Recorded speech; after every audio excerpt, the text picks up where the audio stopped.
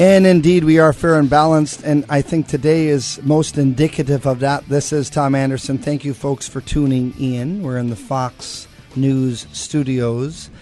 Of course, my guests, Dave and Matt, are saying the studios, this is a little studio.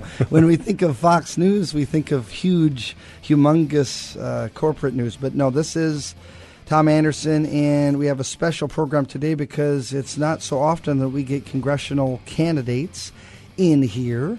Every so often I invite political candidates. Of course, in fact, Mr. Moore and I were talking about Bob Bell and Liz Vasquez in the Hollis French race, which is certainly building in momentum. But in the studio we have Matt Moore. He's Democrat congressional candidate trying to oust Congressman Don Young, Republican, and also with us is his campaign manager, Dave Metheny.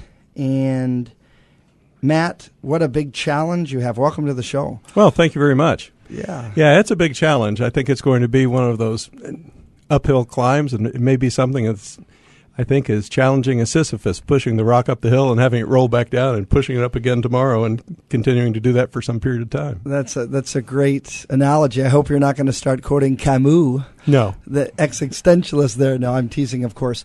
Now, what made you decide to run, and when did you decide to file? And I ask those two connected because you might have had inspiration, but you might have decided last minute, or has this been inspirational and you've been methodically planning to run?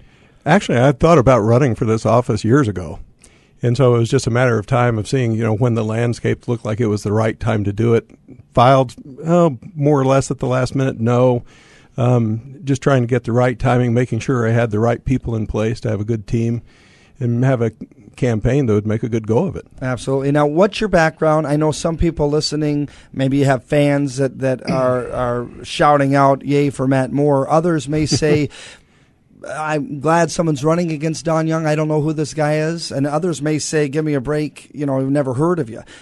You want people to have heard of you. And I think your credentials, you have some good credentials. And why don't you go through those with the public? Sure. Well, I initially came to Alaska in, I think, 87. I was working for an oil field service company at the time. And I worked up in Prudhoe Bay. I worked in Cook Inlet. I worked in the Beaufort Sea. And before that, I was working overseas in Scotland and Norway, based out of Houston, Texas. And when I came up here, I had just recently finished working in Norway, and I thought, my gosh, if I could ever go to a place like this and work, being a geologist, it was like a dream come true.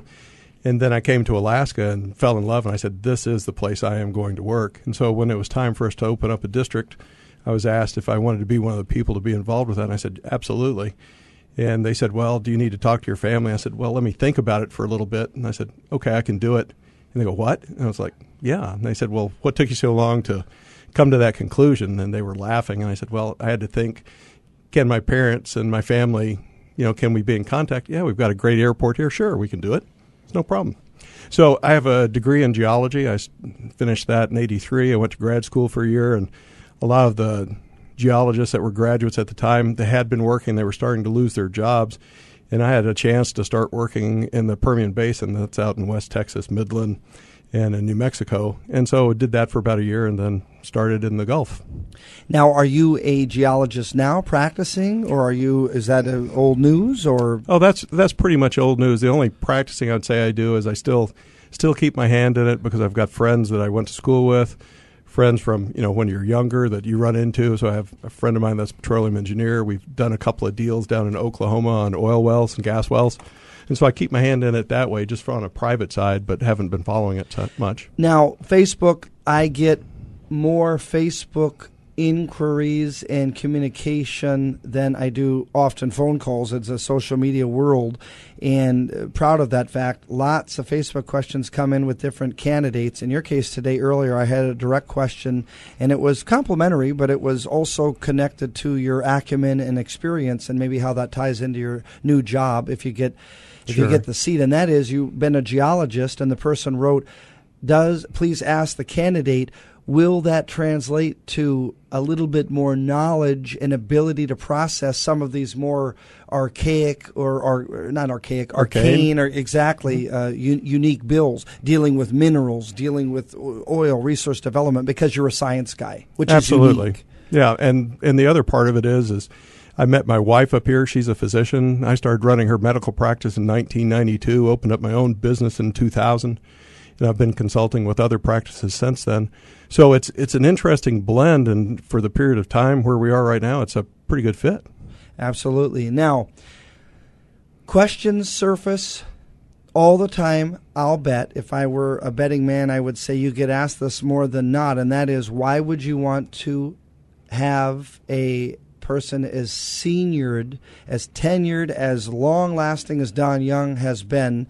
Why would you want to replace him? So what's your thought on that, on this seniority issue with the Congress, which is so important, it seems, at least internally there? Well, it's the way it seems, because right now I think what we've seen Don Young, he's reached his zenith. We've seen him when he's been holding the leadership positions on different committees and different chairmanships, and that's come and gone.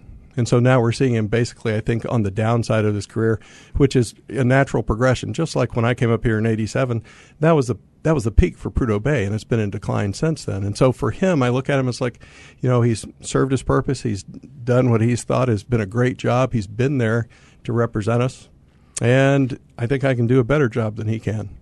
Now, what about, tethered to that question is another common one I'm sure you receive, which is the Democrat-Republican paradox. Is it better to have a Democrat represent Alaska on the basis of the perception maybe we lean more conservative and Republican?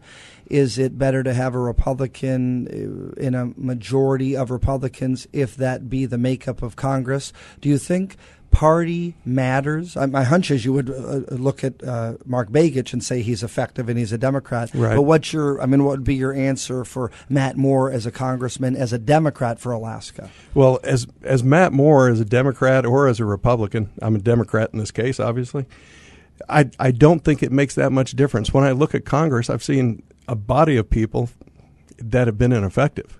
They've been gridlocked. They've been loggerhead. You pick a word that sounds like it's locked in place and they can't move and they can't shift any piece of legislation very much and get anything accomplished. That's what we have right now. So we need somebody that is actually very flexible, someone that can look at ideas and look at problems from different perspectives. And we don't have that right now. And I know that you, if I may speak for you, I know that you're not saying, or at least I didn't hear you say, that all congressional delegates are ineffective.